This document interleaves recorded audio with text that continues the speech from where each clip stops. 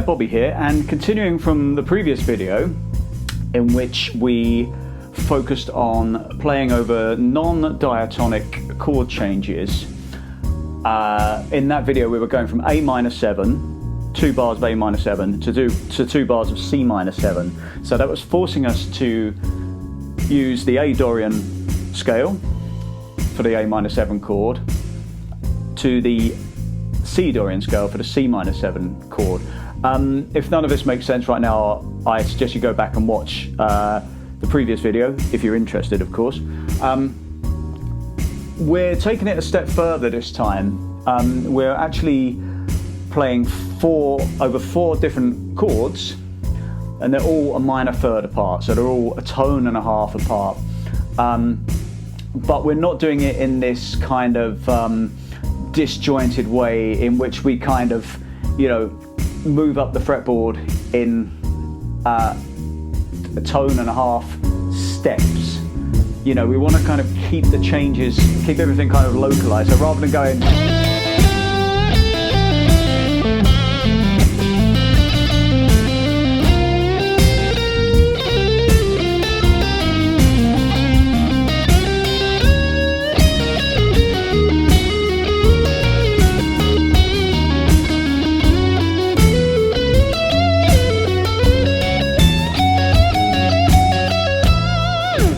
that's okay to do that, but you don't want that to be the only kind of tool that you've got available. So the chords are, I'll kind of wait for it to come around again, I suppose, because I'm going to leave the track running in the background, and I'll leave the track running at the end of the video so you can have a go at soloing over this yourself.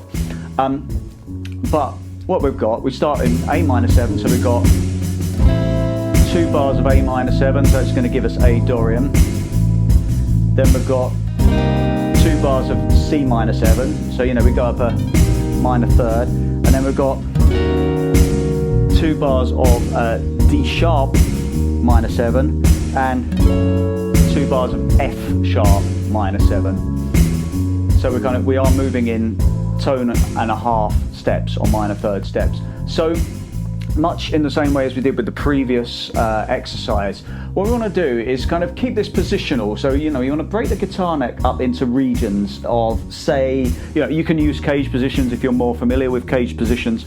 What I'm going to do, I'm going to kind of split the neck up in between frets 1 to 5, 5 to 9, and perhaps 9 to 13, and just solo in those areas, targeting chord tones if I can on the changes, just to kind of highlight the changes, rather than have this kind of erratic way of kind of moving up and down the fretboard. So let's try that. So we're going to start with our A minor 7, and we want to kind of find the lowest kind of fretted position we can for that. So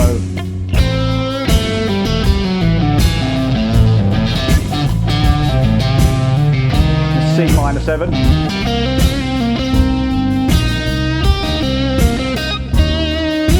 and then D sharp minor 7, and then F sharp minor 7.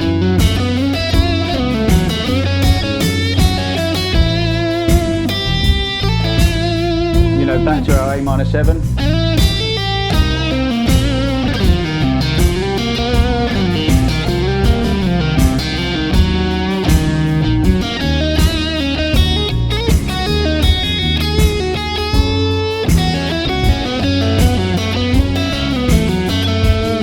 Then perhaps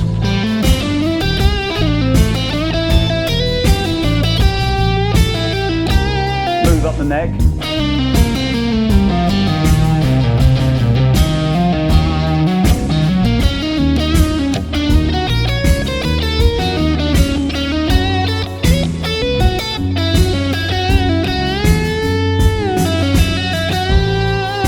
And then starting about C minor 7,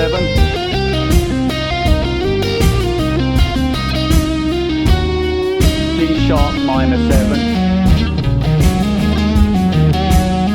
F sharp minor 7.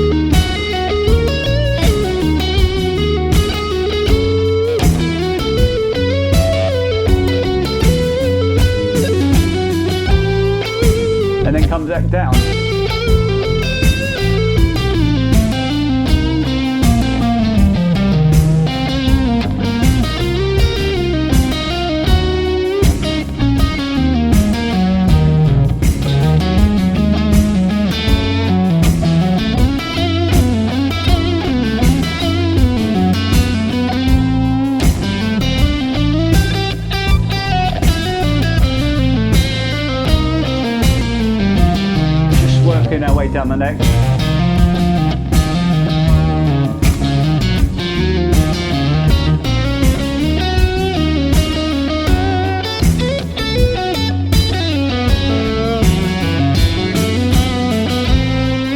And you'll see that even though we're moving up in minor thirds, some of the scales have notes in common. So, you know, your next step would be to intentionally highlight chord tones. So intentionally highlight the roots, the thirds, the fifths and the flat sevenths of each chord. You can use the minor pentatonic scale from each root note from each chord for this, or you can use the full Dorian scale. But if you take the minor pentatonic scale, we've got 5 notes. We've got the root, the minor third, perfect fourth, perfect fifth, flat 7. So 4 of those 5 notes are going to be chord tones anyway. So you can't really go far wrong if you highlight any one of those notes. So that would be the next thing to do, you know, to really think about highlighting the chord tones. I was doing that anyway where I could. You know, you want to avoid landing on a fourth when you change the new chord, because it might just sound unintentional. It might just sound like a mistake. I demonstrated that in the previous video. So, you know, bear that in mind. So we'll go A minor 7.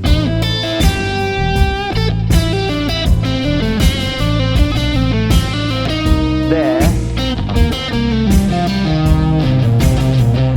I'm going for the third.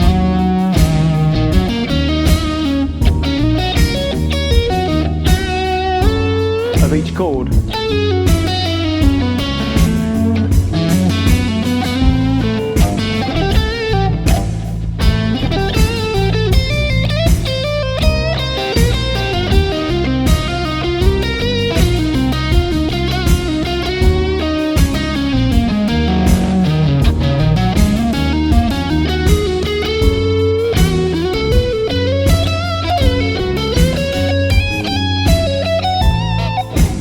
And it sounds quite, it's a very musical way to play. You can't go wrong with thirds. So that would be your next step when it comes to kind of the harmonic approach. But as I mentioned in the previous video, you can kind of work your way into this by playing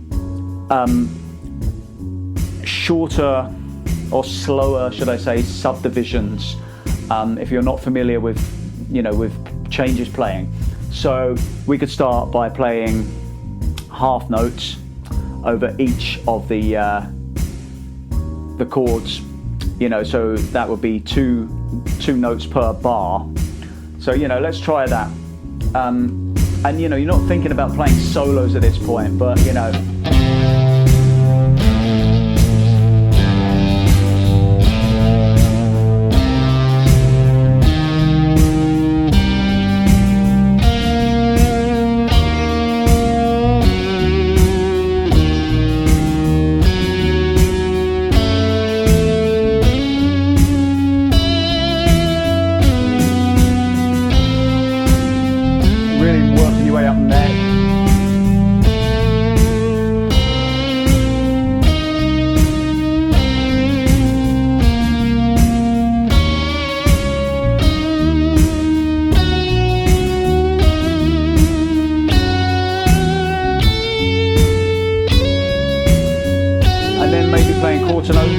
quarter notes, sorry, bum note there. I'll wait for it to come around again. So yeah, then playing quarter notes, so you're playing 1 note per beat. Let's try that.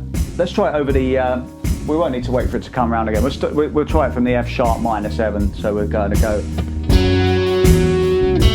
Sorry, yeah, more like that.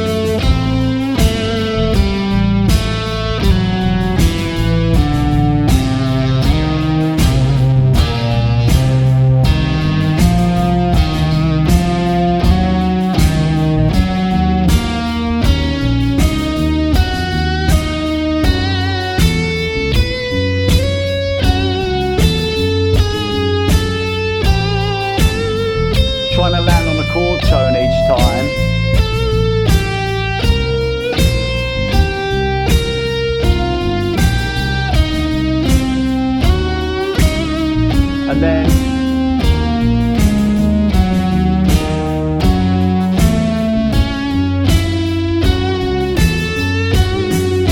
notes.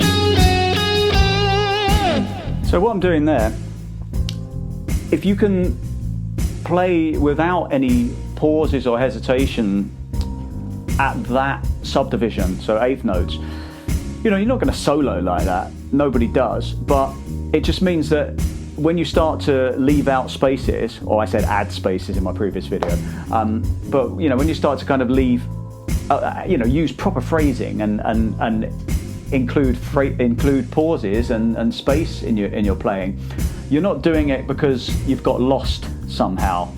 You're doing it as a musical and artistic choice, and that's why, you know, these kind of limitation exercises, it's kind of like a proof of concept, really. You know, if you can just play and land on the right notes within the scale and land on a chord tone every time you change at certain subdivisions, then you'll be able to do that at speed.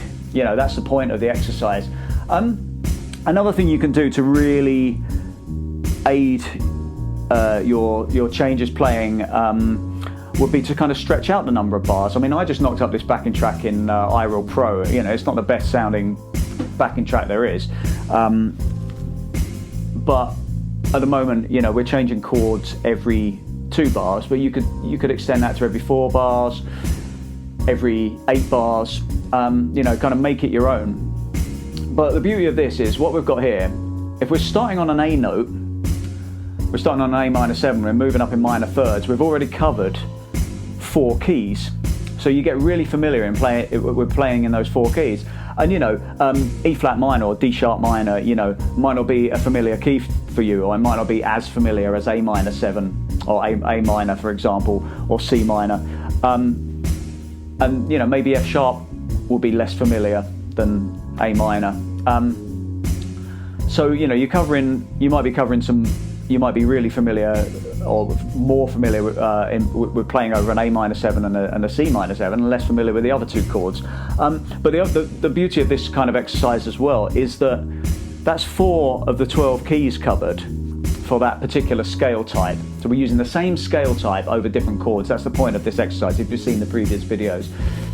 Now, you only have to make another 2 of the same backing track and you've covered all 12 keys. So, you know, you have one starting on A minor, we'll take in 4 keys, moving up in increments of minor thirds. You can make another one starting on E minor, do the same. You can make another one starting on D minor. And it's a surefire way, you know, if you want to practice, for example, your Dorian scales all over the neck in one practice session, then try playing over these 3 backing tracks. You can do the same for dominant 7th chords, practice Mixolydian or kind of blues tonality. You can do the same over major 7 chords to practice either the major scale, the Ionian scale, or the Lydian scale. You can do the same over minor 7 flat 5. You know, it's a really, really good way to get into changes playing, and these are actual kind of, you're not going to encounter many songs that keep moving up in increments of minor thirds, but it does happen. You know, it does happen in kind of fusion. It happens in instrumental guitar music, certainly. So it really, really helped my playing, you know, doing this sort of thing.